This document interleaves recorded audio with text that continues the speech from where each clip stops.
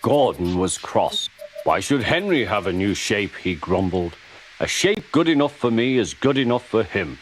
He goes gallivanting off to Crewe, leaving us to do his work, and comes back saying how happy he feels. It's disgraceful.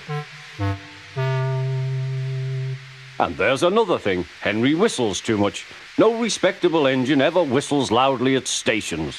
It isn't wrong, but we just don't do it.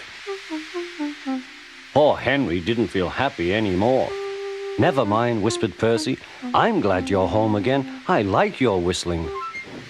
Goodbye, Henry, called Gordon. We're glad to have you with us again, but remember what I said.